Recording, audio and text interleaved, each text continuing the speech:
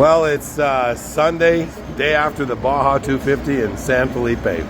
This is like one of the biggest off-road races in the history of the world. I mean, there's only about maybe 4 or 5 races that are even bigger. But this draws racers from all over the world, and they come to San Felipe to try and beat the deserts of Baja. The racers are gone for the most part. The race is over. The winners have been determined, and they're ripping down. This is a score truck getting ready to leave the Malecon in San Felipe. But I have some guests here today, and I'd like you to all meet them.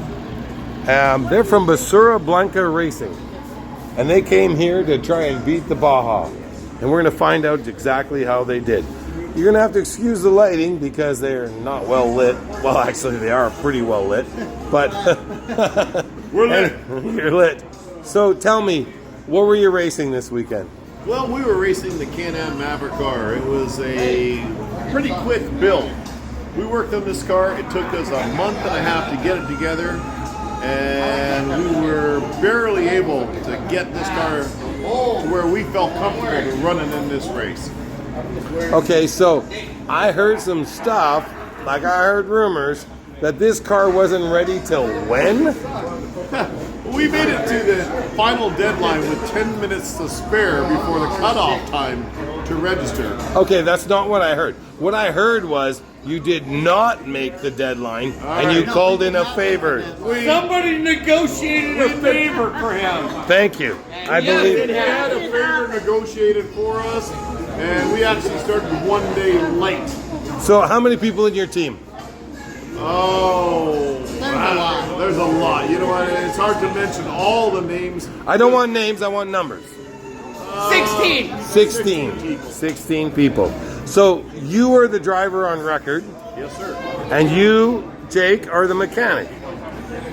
Co-pilot. Co-pilot? You were in the car. I was in the car. That's right. Okay. So you two were racing the first leg of the journey. And over there we have Brad Milner. Bob's Carpets in Yuma. Need carpet. Buy carpet. They're going to need you. So, Jake, what happened here? Like, the car was... Why did it take so long to finish this car? We were on deadline, started the car super late, and we were told, let's go race for 250. And I had a month and a half to build the car, from start to finish, all the way from bottom to top, and here we are. Okay, so how much pre-running you guys get in? Zero.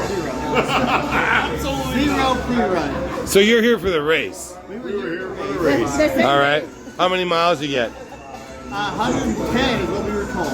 110 miles? Well, Almost 110. you know what? I didn't even actually look at the official number. What happened?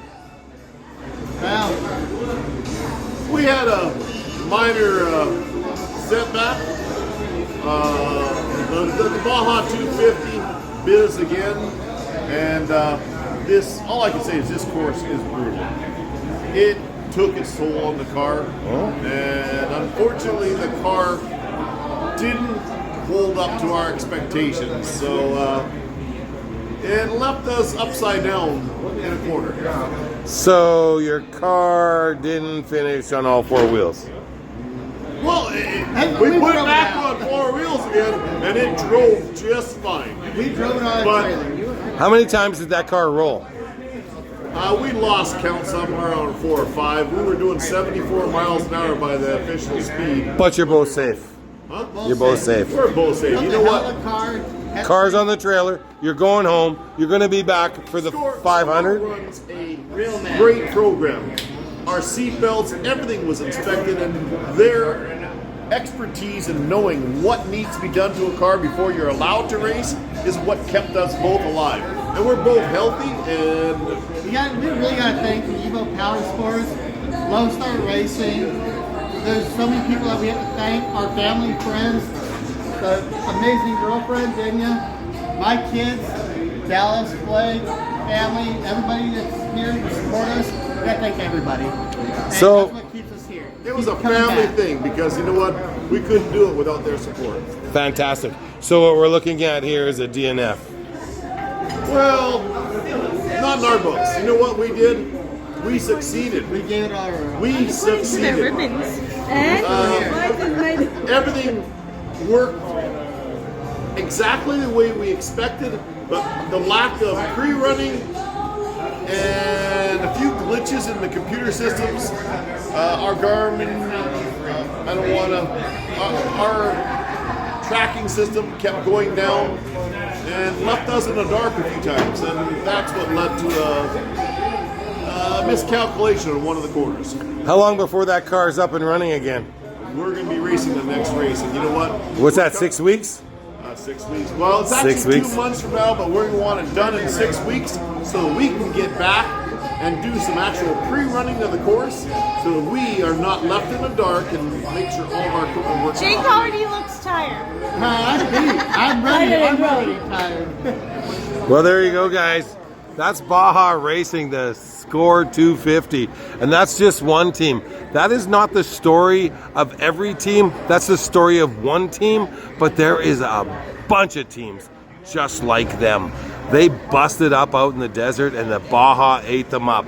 But they're not quitting. They're coming back for the next race. And they're going to do it out of Ensenada for the 500. And they're going to race that race and they're going to try again. That's because they're adventurers, they're men, and they're racers. It is so exciting to meet people like this.